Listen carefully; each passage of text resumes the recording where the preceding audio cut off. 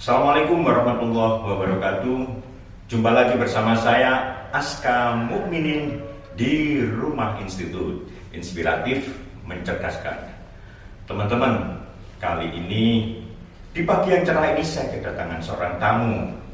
Namanya Mbak Murti Jasmani. Nama kecilnya Mbak Murti atau panggil Mami Jas. Beliau adalah seorang aktivis lingkungan. Beliau seorang direktur Edelweiss Foundation yang berkantor dan beraktivitas di Kabupaten Bondowoso. Ingat, Kabupaten Bondowoso, kota manis, kota tape. Nah, kita akan kulik nanti dan kita akan lihat dan kita akan lebih detail lagi bicara soal sampah bersama Murti Jasmani. Kita ikuti sampai. Masih bersama saya Aska Mukminin di Rumah Institut Inspiratif Mencerdaskan. Teman-teman, saya kedatangan seorang tamu namanya Murti Jasmani atau biasa dipanggil Jas. Jadi beliau adalah Direktur Edelweiss Foundation dan beliau aktif di lingkungan hidup. Kebetulan sekarang tinggal di Bondowoso. Assalamualaikum Mbak Murti. Waalaikumsalam. Sorry, aku biasa ngopi soalnya. Nikmati pagi dengan kopi. Iya, betul. Ya. Mbak Murti, sebelum kita bicara soal lingkungan hidup, terutama pagi hari ini kita ingin bahas soal sampah, teman-teman. Okay. Jadi ternyata sampah adalah emas. Nah, tapi sebelum itu kita ingin kulik terlebih dahulu masa kecilnya Mbak Murti, supaya teman-teman ini bisa lebih dekat, lebih akrab. Nah, Mbak Murti ini atau Mbak Jas ya, Mbak Jas ini gimana sih masa kecilnya? Ya, kalau saya nggak tahu masa kecil saya, itu kan berdasarkan informasi yang masuk. Terutama tanggapan-tanggapan. Yang pertama, kata orang tua saya ini anak kayak orang laki gitu, kayak anak laki gitu ya. Nggak bisa diem, susah diomongin gitu, jenggel lah bahasanya begitu. Jadi memang sudah aktif. Aktif gitu, karena waktu itu sekali lagi semua informasi dari beliau-beliaunya itu, saya lahir 9 bulan lebih gitu. Itu yang pertama. Di perut pun udah aktif gitu, gerak-gerak dan sebagainya gitu. Nah, ketika keluar ternyata kok perempuan gitu. Jadi maka muncullah nama Murti Jasmani. Jasmani itu, Jasmani ya? Sehat gitu. Oh, sehat jasmani dan iya. Kalau studinya? Iya, studi. Kita kan udah ini ya, kita kan satu alma mater ya, mulai SMP ya. Oh ya, teman lama ini. Teman lama SMP, SMA. Ya, SMP, SMA kita berteman, kita juga pernah dalam satu ini ya, komunitas lingkungan alam kan, pecinta alam, Plafona. Oh, masih ingat ya? Oh iya. Sekian puluh tahun lah, aku gak lupa. Karena suka ngopi, jadi cerdas terus. Iya. Nah, dari situ ketika pertama kali saya tahu bahwa mencintai alam ternyata ada ilmunya, maka dibentuklah komunitas-komunitas supaya kecintaan itu benar-benar termanajemen gitu loh. Yang pertama tentang informasi, kenapa kita harus mencintai alam. Setelah mencintai, bagaimana kita memperlakukan.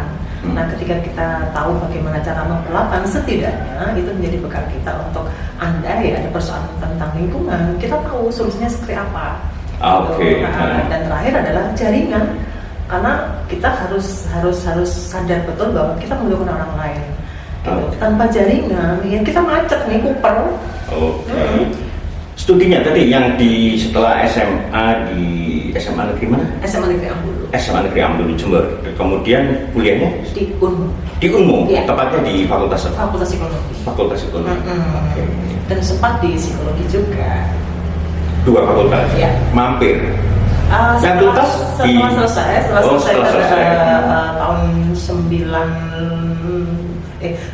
tahun 2000-an lah di Fakultas Psikologi.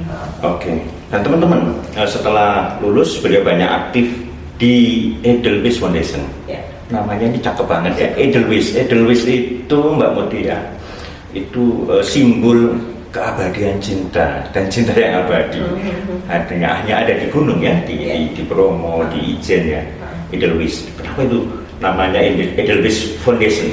Ya, pertama begini, saya 91 hijrah ke Bondowoso. Mikir-mikir nih, apa sih kegiatan apa ya yang harus bisa saya berikan kepada daerah terkait kapasitas gitu ya. Sekolah tinggi-tinggi untuk apa kalau tidak mengabdi kan gitu. Nah, tapi aku harus ngapain gitu. Nah, ternyata teman-teman informasi teman harus bentuk lembaga. Setidaknya dengan lembaga itu akan memudahkan kita untuk memberikan rekomendasi atau menyuarakan sesuatu yang menjadi apa yang ada dalam pikiran kita.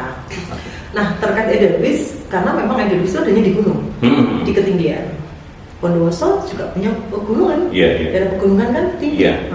Edelweiss. Ada Ijen ya. Betul. Adalah gunung apa lagi? Gunung Raung. Oh, Gunung Raung. Gunung Selamat di sana. Ya itu. Oke, saya sepakat Edelweiss nih. Jadi yang pertama punya nilai sejarah bahwa adanya hanya di gunung. Dan masuk nih karena Bondowoso juga punya gunung nih. Itu yang pertama. Yang kedua tidak berjenis kelamin. Jadi ini melambangkan keadilan dan kesetaraan gender itu sendiri. Terus kemudian yang ketiga abadi itu yang penting. Kalau William Shakespeare bilang apalah arti sebuah nama, ternyata Edelweiss sangat berarti. Sangat berarti.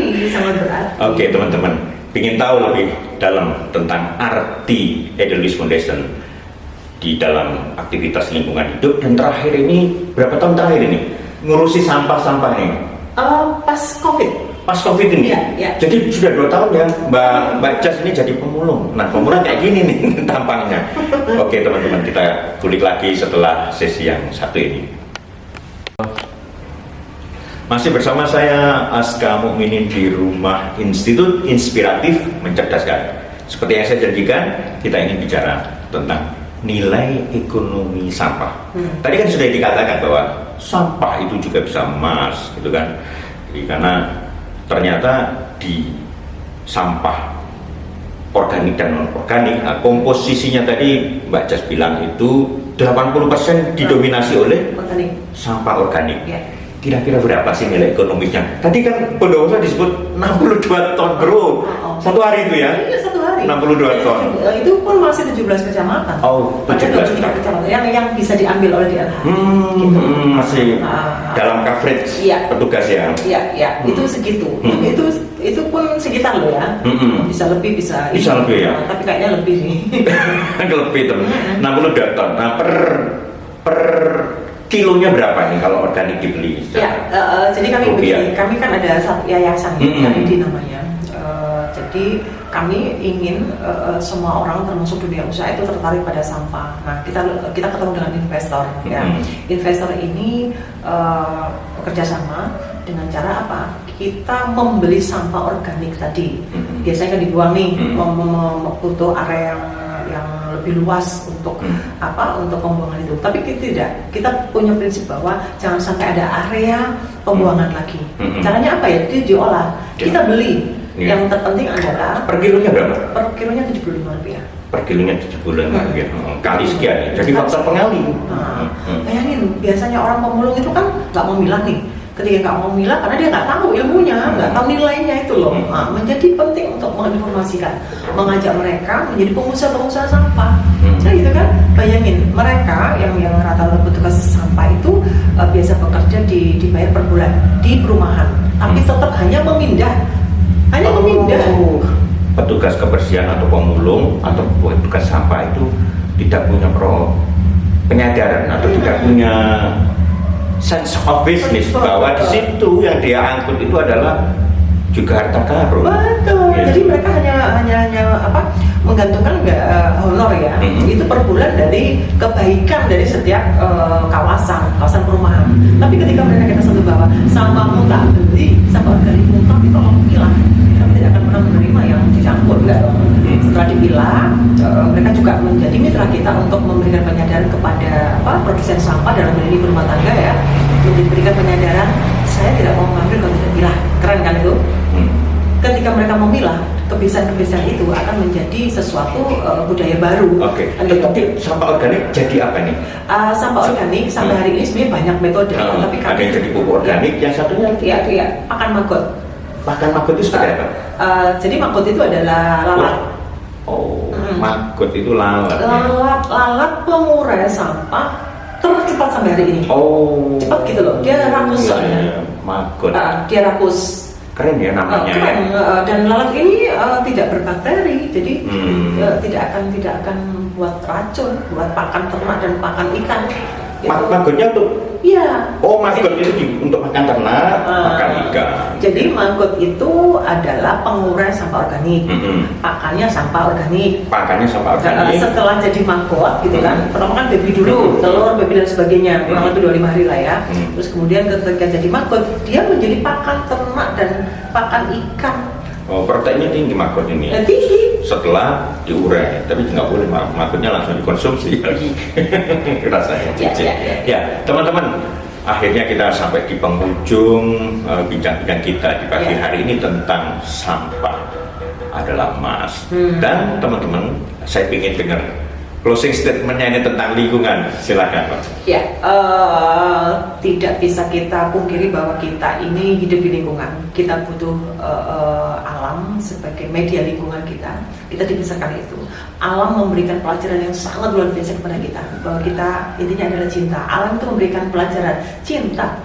Itu aja. Passwordnya di sini. Nah, ketika kita mencinta akan ada feedback juga pada alam untuk cinta kita juga. Sama-sama menjaga diri. Salamnya apa? Salamnya adalah bumi bersih, alam lestari. Teman-teman, saya tirukan salamnya. Bumi bersih, alam lestari. Salam inspirasi dari Rumah Institut. Assalamualaikum warahmatullahi wabarakatuh. Waalaikumsalam.